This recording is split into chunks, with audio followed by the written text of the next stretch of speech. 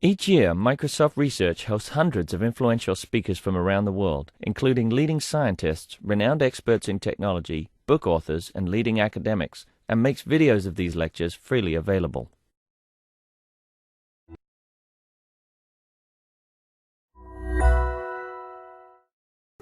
All right, so we're going to get started for the second panel.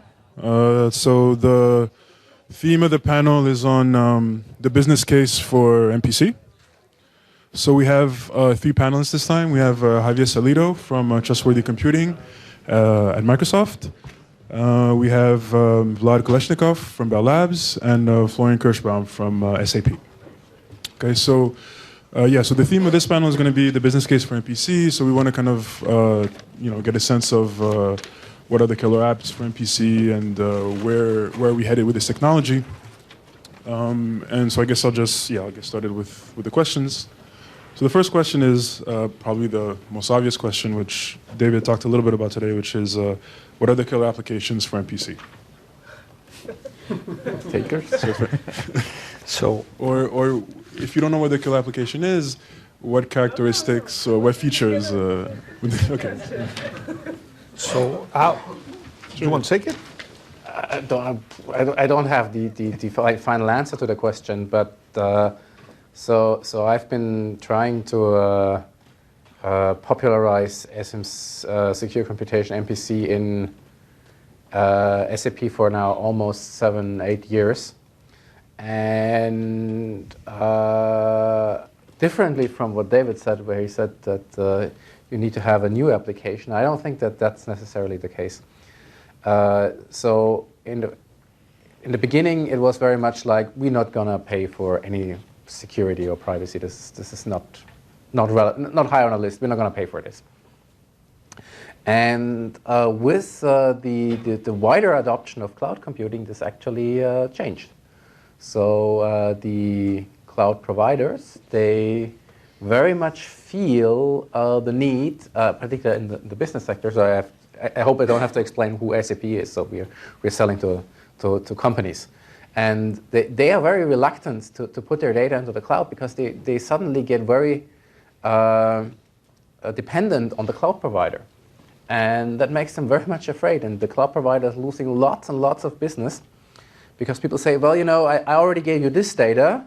And now if I give you this data, also, that would really endanger it would be really a liability for me. That would endanger me. I can't do that. So you're not getting this. And they are looking for solutions to that. And there are actually quite a number of successful security startups which provide more or less less secure ad hoc solutions to these kind of things. And they're doing very well. And at some point of time, if you go, and we had the discussion today, if you need million user applications, if you go to even lower than that, if you go to more than one, you have to actually have two keys. And if you have two keys, you rule out more or less a lot of homomorphic solutions, and then you're back to secure computation. And so there is a potential. I think there's still a long way to go, but I do think that let me say it like that. So LK always has this picture where he says, you have some technology and it's continuously improving, but the barrier it has to cross is also increasing. So actually, you never actually make the threshold, and the technology will always stay below. So what you actually have to have is you have to make a big jump, a complete different kind of viewpoint in order to make it. So I'm at the point of time where I say if secure computation doesn't make it with cloud computing, it's not looking particularly good. So, like Sandy mentioned, I work in the Trustworthy Computing group. I have to say that I'm coming at this from a slightly different angle on two counts. The first one is I don't focus on security, I focus on privacy. And as you're probably aware of, privacy is a land that so far has been relegated to lawyers. I'm not a lawyer, have to get that out. The second thing is I am not a researcher. My background has been mostly in consulting services out there with large enterprise customers. So those two factors have colored my view of MPC.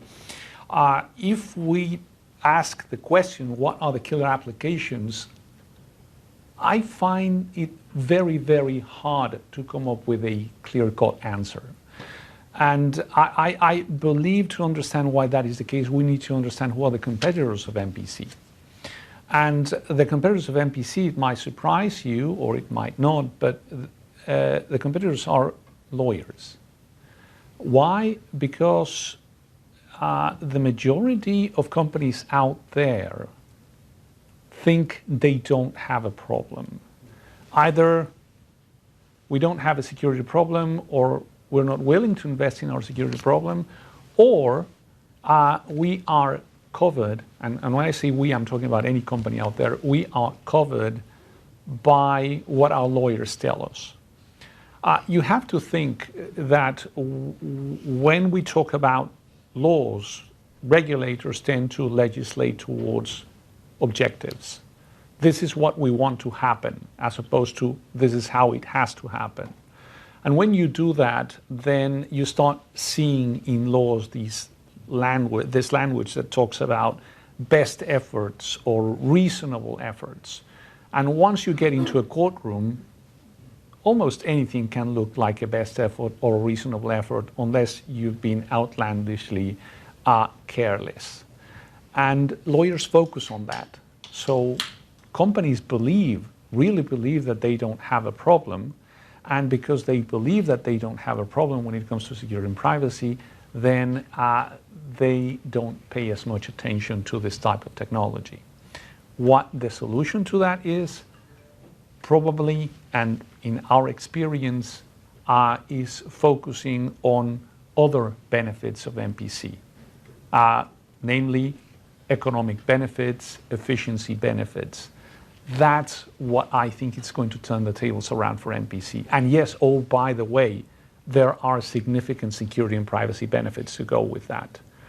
But cases in which just the security and privacy benefits will be able to justify the investment in MPC, I'm not saying that there aren't any out there. I'm saying it's going to be very, very hard to find them.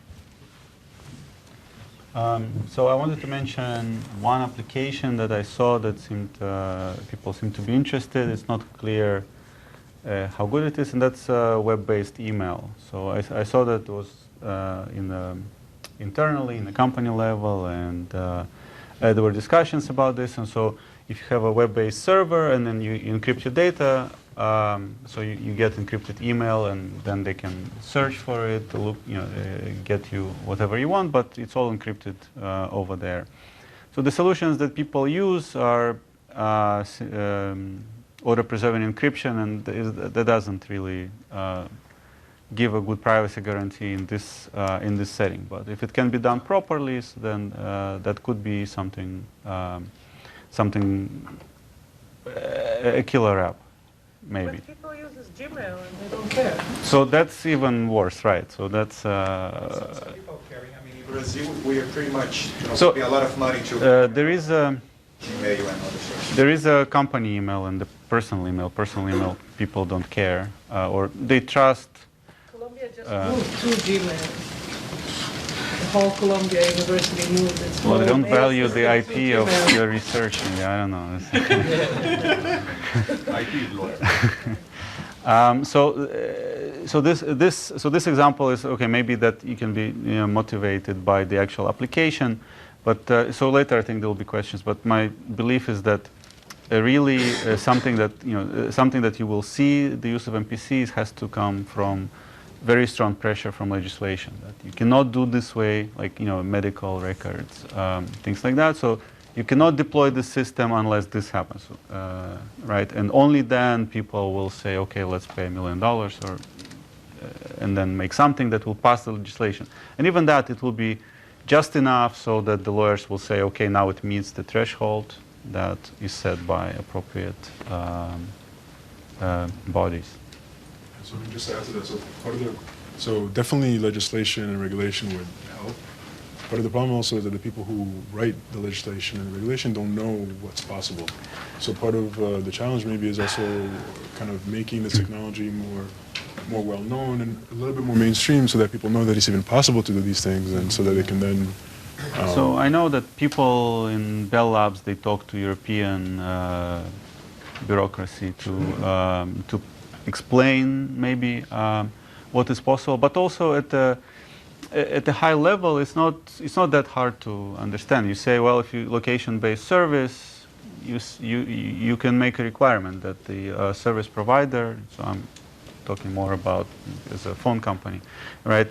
Service provider will not know where you are, but they answer a request, right? So that's the case for MPC. So if you can say it in human understandable words or in legalese appropriately, and then it's up to crypto people to do it right. So there's a thing that we ran up against multiple times, and not just in the case of MPC. A lot of the more innovative technologies out there. Just to throw another example, differential privacy, if you're familiar with it. About a year ago, Arvind Narayanan over at Princeton published a couple of articles in IEEE Security and Privacy, and I have the reference here. The articles were entitled, "What Happened to the Crypto Dream?" And if you read those articles, it's just a couple of them and over 8 pages total, but I think he's spot on some of the issues here. The people that are going to have to adopt MPC are not consumers. The people that are going to have to adopt MPC are going to be companies, okay? Either because they provide services to consumers or because they do business-to-business commerce or whatever. But it is going to be companies that are going to be adopting these things. And within those companies, there will be a technical decision maker, particularly now in the age of the cloud and with all the stuff about the NSA and GCHQ and so on and so forth. And I want to stress the fact that I'm not talking about some theoretical stuff here. I'm talking about real life situations in which we at Microsoft have ran into. And that is, when you start talking about these new technologies that imply the use of cryptography in a way that is not the popularized way, it's not about hashing, it's not about encrypting, it's not about signing, it's not about PKI. It's about proofs of knowledge and blind signatures and MPC and all that good stuff. When you start talking about that, then you get the IT staffs from these companies asking questions. And then you run into a significant problem, which Narayanan correctly pointed out, which is how do you explain these black magic-like technologies to people who are not used to thinking about them? Okay, it is really, really hard.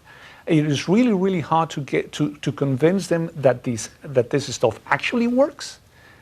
And then we run into the second problem. Once you convince them, oh, this could actually work, you run into the second problem, which is something we've been telling people. I mean, you as researchers, us from the privacy point of view, something that we've been telling people for a long time, which is crypto is not for amateurs. You may get the theory right, but the implementation completely wrong, or the other way around, or whatever combination you have. So once you get them to accept the idea that these black magic-like technologies are really, really possible and they could actually become a solution, then getting them to adopt those technologies becomes also very, very hard because of the very high bar that there is for people to properly implementing these technologies. So I would agree. Education is key. And by education, I don't just mean a bunch of grad students over at several universities. I mean the bulk of the people that are working on secure software development out there.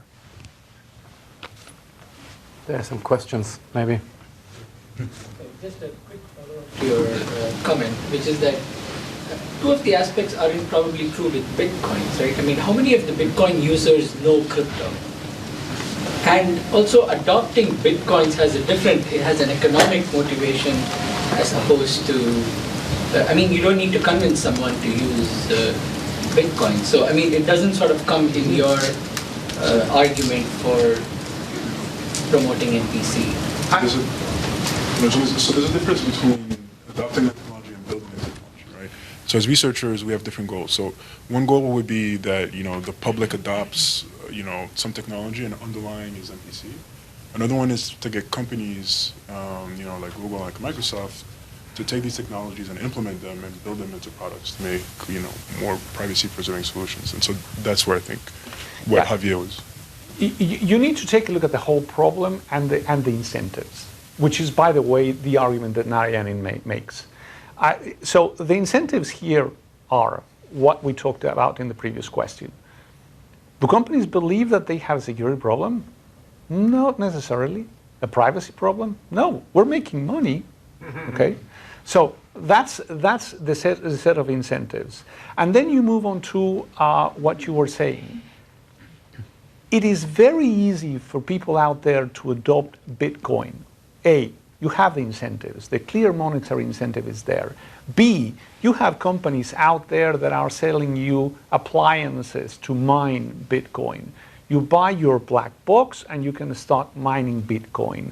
And the connection between your investment and your return on investment is very, very direct and very, very obvious, even to someone that knows nothing about technology. In the case of MPC, we're talking about first convincing the people that will have to implement the thing. Okay? And there the connection between the investment and the return on investment is not as obvious. And once you convince them that it's a good idea, then you have the problem that it is you, Mr. IT administrator or Mr. IT developer, that is going to have to be developing this thing. And the whole future of by the way, the whole future of your company depends on you doing the proper implementation. That's hard. I actually want to present maybe a more optimistic perspective, but based on three things that as I've all been said. One is companies are the ones to adopt. Another is when it's new things, then this is actually what's going to be more of an enabler than trying to add it into existing things. And the fact that we need to get the word out, I think the word actually is getting out. I'm involved actually in 3 projects.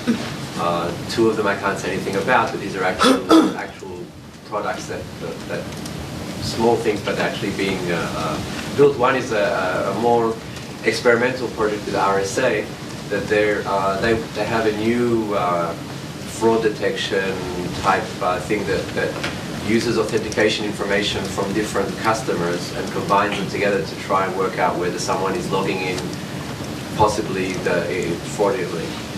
And this is something new that they want to deploy, but they're concerned very much that their customers will not want to give all of their authentication information to RSA, because actually if you look at that information, it's actually very, very sensitive. It has a lot of location, other information.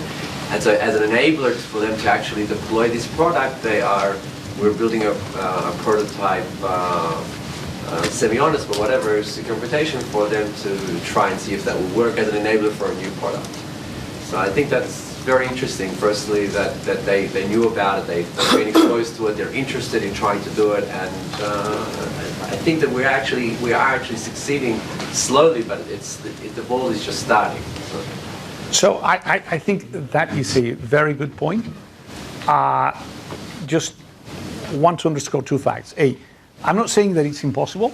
My job, actually 80% of my time is technology transfer. So I believe it is possible. The argument I'm trying to make here is, A, we have to understand that we're not going to be selling MPC on the security and privacy benefits alone. And B, we have to acknowledge the fact that there is that uphill battle, education battle. The example you're giving is very good, but it's RSA. Those people know crypto. That's their business, which doesn't necessarily happen with everyone else. I want to make a comment too, because I thought about this. Actually, there are applications which currently are not being done because of security reasons, which you could enable with privacy, and still I do not believe that this is going to be the killer app. So I have been trying to push in SAP's supply chain management. So you heard the talk by Thomas.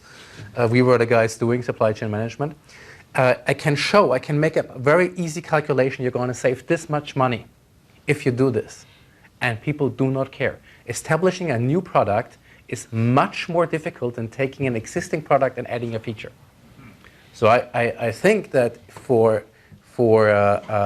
getting MPC out, it's because it's machinery, it's security, right? It's much better to add a security layer, to add privacy, than to say I have a new product that is now being able, because putting out new products, I mean, this is a security product, so it might be a little bit different, but putting out new products is much, much harder than actually taking an existing product and making it secure.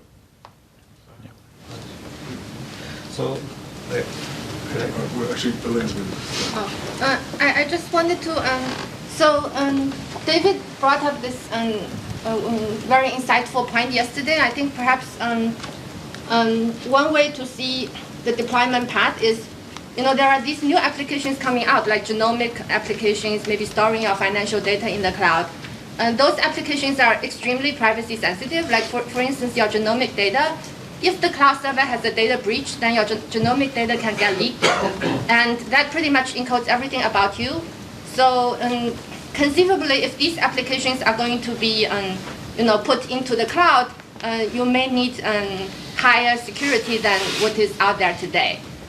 Okay, so that's one view about how this can potentially get deployed. Maybe we should think about new applications which are just too privacy sensitive for today's cloud.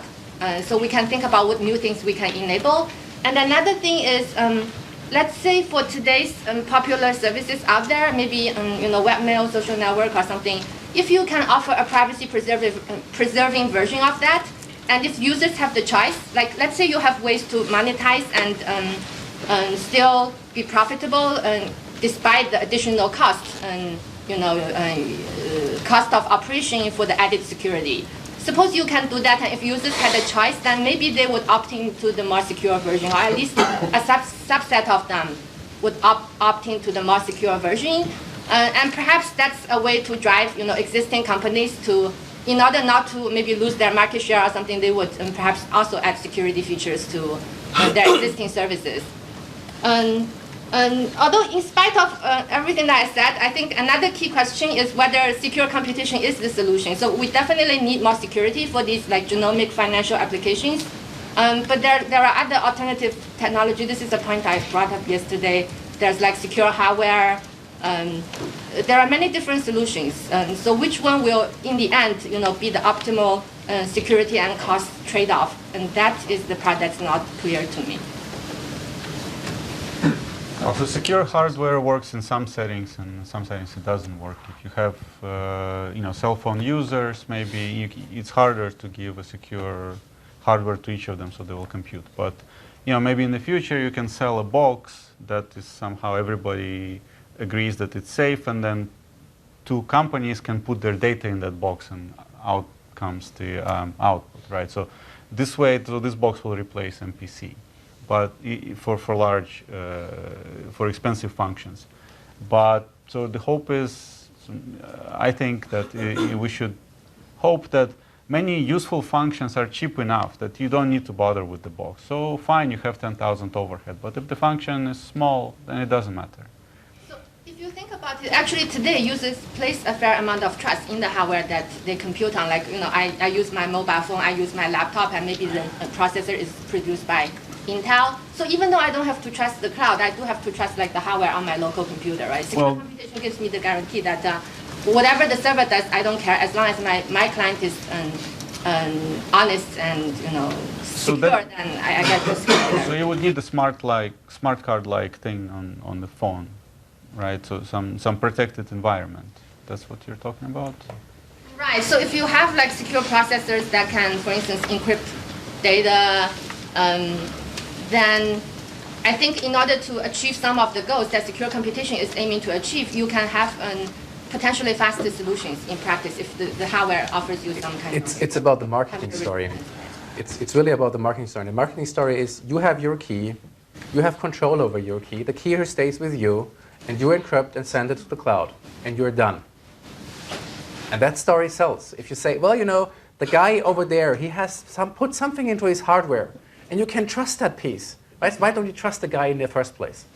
right? It's a very simple marketing story. It might not be true in the real case. You can probably make calculations that the hardware is just as secure. But it's really the marketing story that you can say, well, you know, there is some crypto guy, there is somebody, you know, he got a Turing Award, and he said if you encrypt and send it to the cloud, it's secure, and that sells.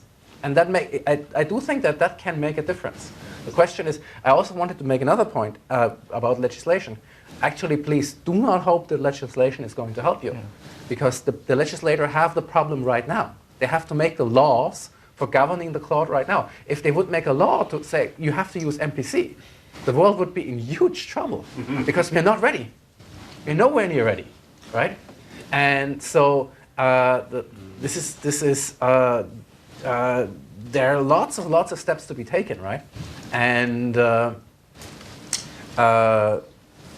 be careful what you wish for in this case. Right? So maybe some smaller solutions in the first place, some startups that doing some interesting things might be the right way to go. So actually, just wanted to comment this one really quick thing. Yeah, the really quick comment. The talk earlier today on the Share Mind, this is an example of how legislation helps promote the MPC, because it was forbidden for them to see the data, to compute any statistics on the data, because the privacy office, I forgot the name of it, they said you couldn't do it, and they had to use highly sanitized data. It was nearly useless. But if they use MPC, that same office said that it is okay to compute on that data. So there's a huge difference in functionality that you see. And you know, this is an example. This is not an overarching legislation that says you must use MPC. What does that mean even, right? What they say is that, okay, now here is a clear case. You don't see the private data, so it's okay to go. And there is a lot of examples of legislation that actually makes life hard for implementers, but presumably it helps. So anything with medical records is a big deal, and it's not really useful for our community because the laws there are very, many thousands of pages of what needs to be done, and before you read it, forget about it. It's not interesting to think about it. But the concept is there that something the government or people consider this is private, and so deal with it. And then if it's stated cleanly, then our community can help solve it. Yeah, so this actually segues into another question, which is which parts of the world are more predisposed to adopt MPC, right? Does Europe's stronger privacy laws make it a better target for possibly deploying or having startups based on MPC? Is sort of geography something that we should be thinking about? Oh, sorry. So the question is, which parts of the world are more predisposed to adopt MPC? Does Europe's stronger privacy laws make it a better target for selling MPC? Is that something that we should be thinking about? Should we be developing solutions for the European market because we have a better chance of deploying? So I wanted to mention one thing that fits here is a very interesting example that in Netherlands, I think they deployed smart meters. It was maybe 3 years ago, and they collected everything because they wanted to see everything. And people really didn't like it, and there was a big noise in the media, and they had to roll back entire that phase of deployment. So it was very, very expensive, and they had to roll it back because people are more educated, I guess, in Europe about the privacy, and so that happened. What? Seriously, yes. I don't think it's educated. It wasn't too long ago in Germany, Eastern Germany. They know what happens when you don't have privacy. What a government can do. Okay. That's why I think that Europe is different. Well, this wasn't government. This was electric utility companies. I'm saying that there's more awareness of privacy because it's recent history. So when there was. You think that's what it is? But now there's history in the United States, right? With privacy. Actually, yeah. Well, and people are talking about it all the time, so maybe there will be changes. That MPC or crypto could solve that kind of issue. I think you all talking about lawyers and companies, but if there's big pressure from the people, either with this kind of privacy violation or just for some totally new app that will be so cool and so awesome that I'd be willing to sell my soul for it. So a very good example is how much, these shopping carts right? That they give it to you and you get a discount here and there on your orange juice, right? But like nobody thinks twice about it, or nobody, majority of people. And these shopping carts, they collect everything, all about your habits, right? And so this tells me that most people really don't worry things about we it. already do, which by definition people are willing to do without privacy.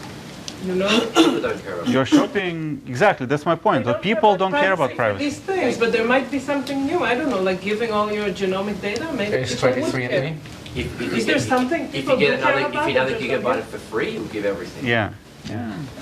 It's very hard to convince people to value Your the. naked pictures on the internet? Well, Facebook shows you that that's also they don't care about that. So right? let's be able to find something, right? So I would But MPC broke it. severely challenge the notion that people don't care about privacy.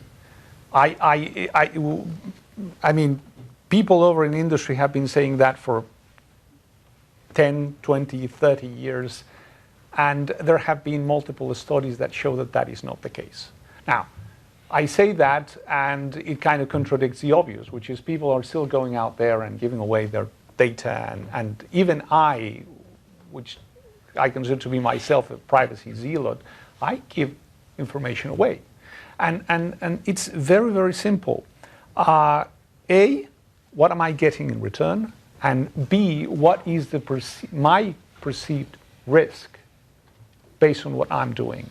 And the fact is that the majority of people out there, I'm talking about the 99%, have no clue about what the risks are. Because even the privacy professionals, even people like me that spend 100% of our working lives thinking about this stuff, really don't know how far this problem reaches. I don't know what other companies out there are doing with my data. And again, I read about this all the time. I think about this all the time. I talk to other people that read and think about this all the time. So it's very hard for Joe, anybody out there, to really have a clue of what the risks are. So I would challenge that. But when Now, the risks are that your entire email and your entire phone conversations were logged, I think people are upset about it, no? Or is it just You us? can't also Well, enforce Google it. knows all this stuff. Because Yeah, I Google like knows it, Google and there's an imbalance. And then the solution would be regulation, and the regulator going to ask, okay, so what's this doing? And if somebody comes in, oh, this is 10,000 times slower, and says, Google, we can't pay for this, and the discussion is done. So the power imbalance in the consumer market is too high in order to regulate for something like secure computation.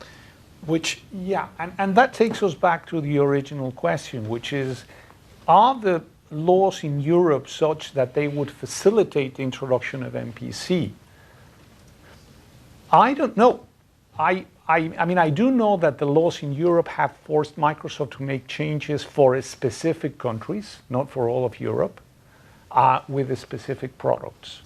And that is true.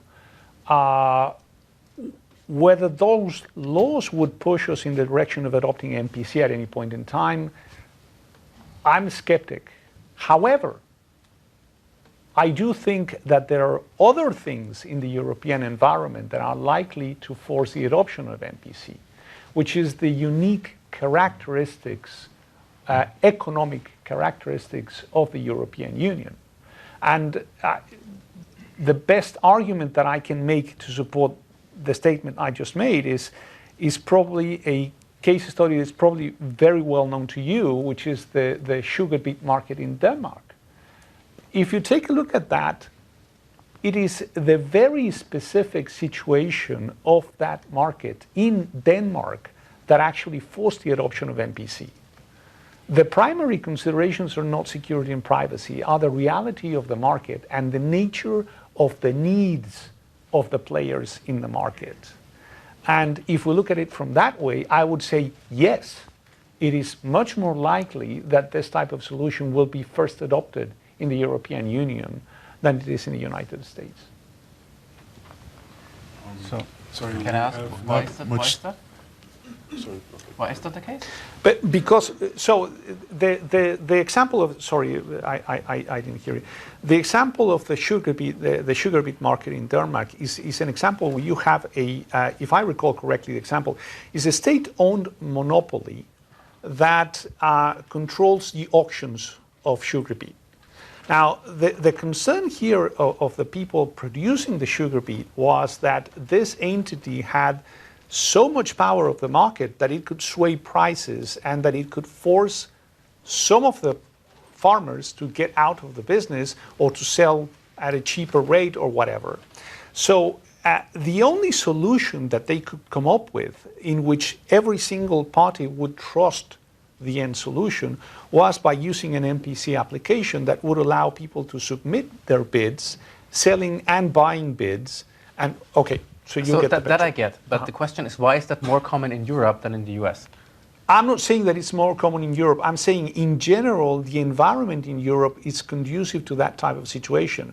Why? Because in the US, you don't have the complex systems of production quotas. In the case of farming, production quotas that are assigned to the different countries. Okay. And in each country, the market is managed by a different entity. Okay. It's all very complex. That's, I think, one of the areas where MPC could shine. But I would assume that like monopoly markets, if monopoly is the distinguishing feature, that you probably have. I mean, I don't want to mention the building we're sitting in here, right? Mm-hmm. So there are definitely monopoly markets in the U.S. as well, and they would be just as amenable. I'm not a U.S. citizen. I'm not making any judgments about the politics or social reality in either Europe or the U.S. I'm completely agnostic about that. I just look at the facts, what's out there, and what I think would be conducive to the adoption of MPC. In the U.S., there are horrific monopolies, but that's a completely different conversation. So we don't have much time left, so I want to get on to another question, which is, what other research communities have been successful at impacting the real world and industry? Why were they successful? What can we learn from them? And so some examples are, so things like in distributed systems, MapReduce and Hadoop. The database community in general, I think, has had the database research community has quite some impact on industry, information retrieval, obviously with search. And I know there's other kind of security-related communities that have tried to have an impact, like differential privacy has been trying to kind of get some adoption. So can we learn anything from those communities, and what have they done right? My guess is they have a need, they have something that people actually physically need, that is very clear and is obvious to everybody, so they take what they produce and they use it. So, optimizing something, supply chain, it's, you can see the money, and so of course you want to pay for this. The MPC, you don't see the money. So I think it's fundamentally different from this perspective. So why did right? Crypto had a lot of impact. So yeah, well, so why this why the MPC encryption did and MPC not? Right? Yeah, because you have to protect against the guy on the wire, right? Obviously, because so the security, people pay for security a little bit. They don't want to, but they kind of have to, right? But so that protects you against the guy on the wire. But if you're talking to your bank, who wants to make sure that bank or you cannot cheat? You're not. Years since the invention of RSA for it to come out. I don't know why do we expect it to happen now? In fact, I think it's we have more exposure than we've ever had before. There's more interest than we've ever had before. It takes time. These things just take time. You can't expect it. I completely agree with that assessment. You have to keep in mind that in the case of what I would call traditional crypto or basic crypto, the need had already been established before even the technologies were there. I mean, there was a need for banks to communicate securely between themselves. And communications links were born, and maybe they were point-to-point, and they thought that was enough. At some point, that stopped being enough, and banks started to look for other measures. And that was what began to open the door. The transition had to be moving from specific enterprise markets like banks, to general adoption by the public. And it was the existence of the internet that made the need very, very explicit. But you're right, it took time. And I know I've come across very, very negative. I am not. I truly believe that MPC will be adopted. I don't think it's going to happen overnight.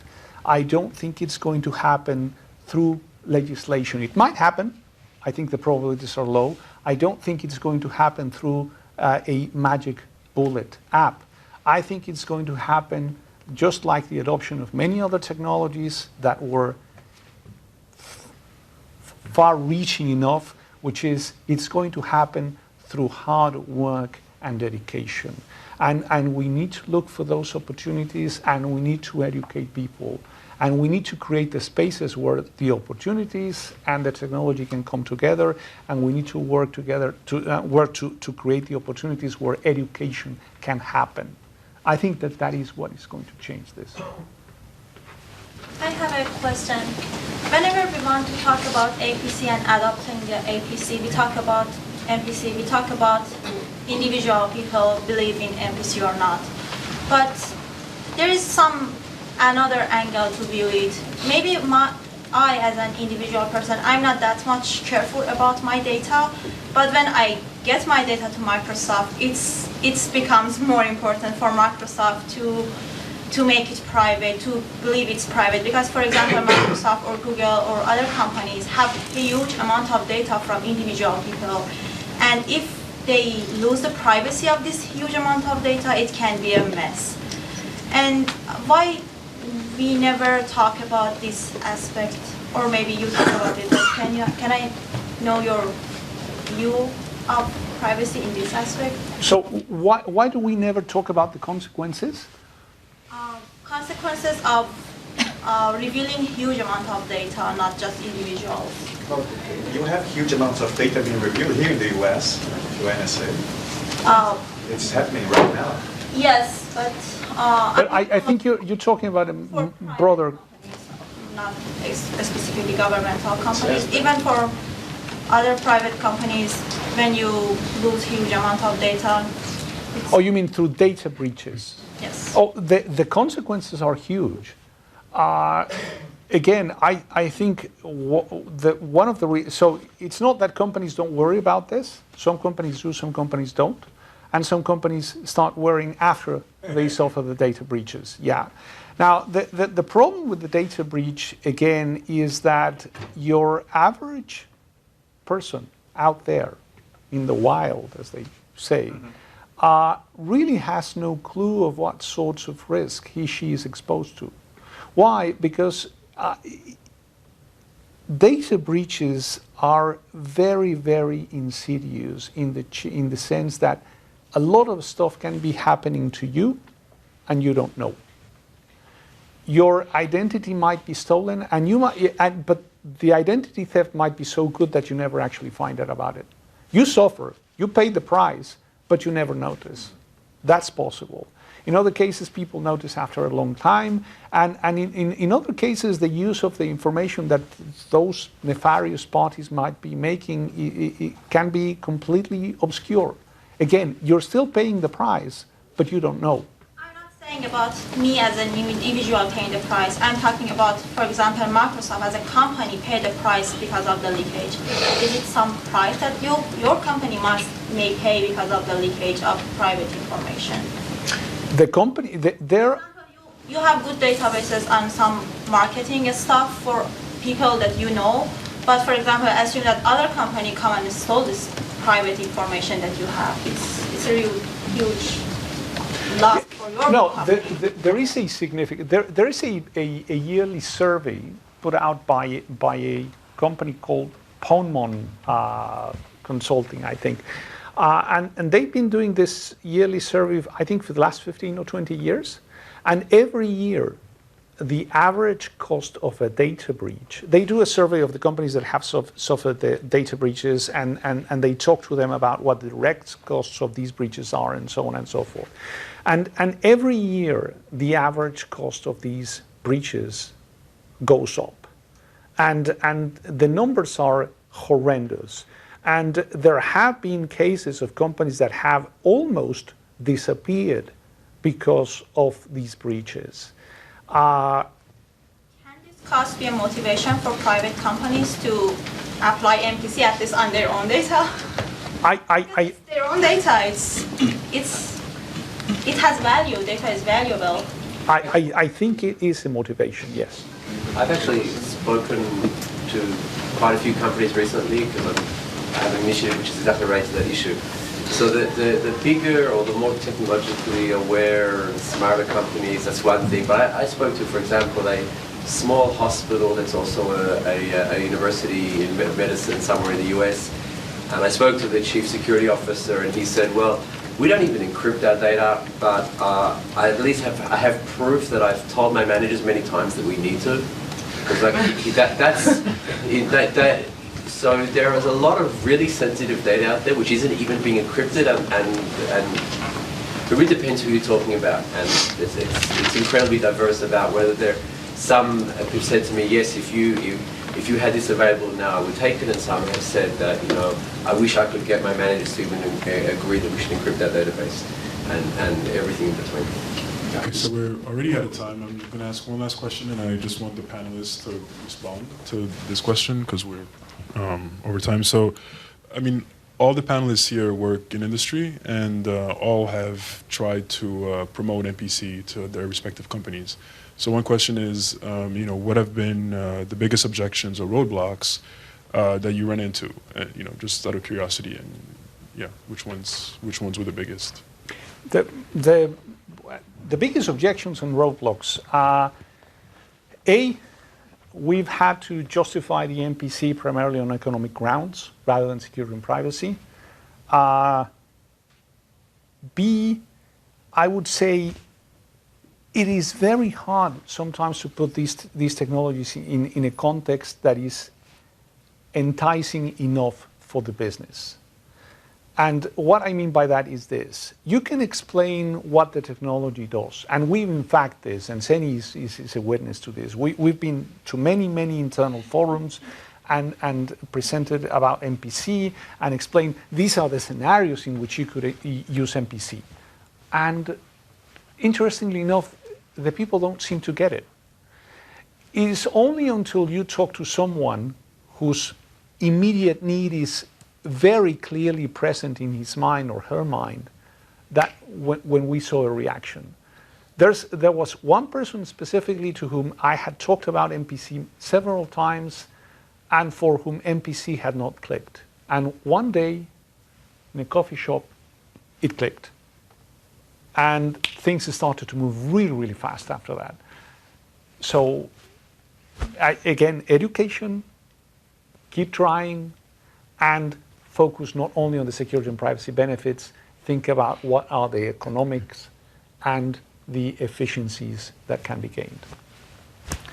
Yeah, I did try to promote secure computation, and the main objection was costs. And talking to engineers when they, so the function there was kind of expensive. The overhead was high, some location-based privacy, or I forgot exactly what it was, but it was significant. It wasn't like a tiny portion that you can, overpay whatever you want.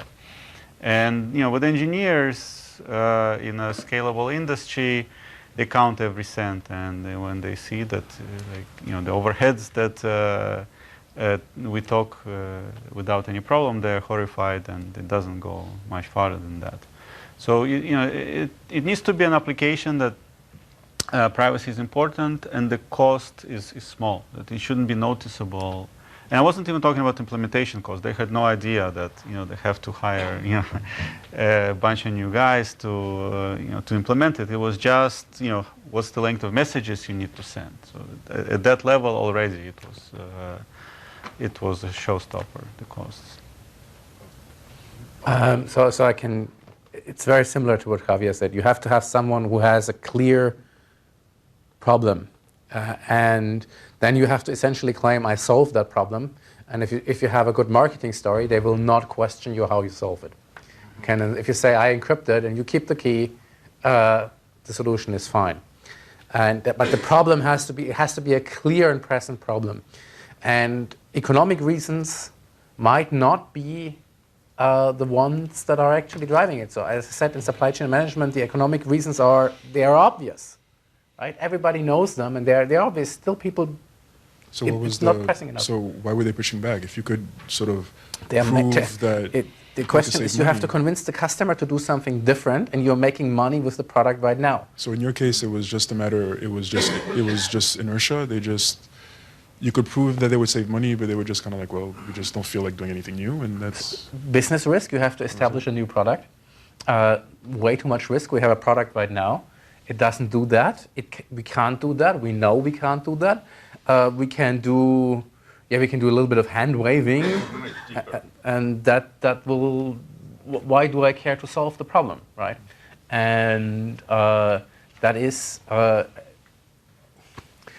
establishing a new product is much, much harder than actually adding a feature to it. And if somebody is making money right now, and he sees now, okay, for something the money stops coming in, for security reasons most probably. Money stops coming in. Then you have a chance, and then you have to be fast. Yeah. No, I agree, unfortunately. Yeah. All right, so that's it for the panel. We had a bunch more questions, but we're pretty behind. So we're supposed to have break from 2 to 2:15. So we're just going to have a 5-minute break, or I guess 7-minute break. We'll be back at 2:15 for the next session. Yeah.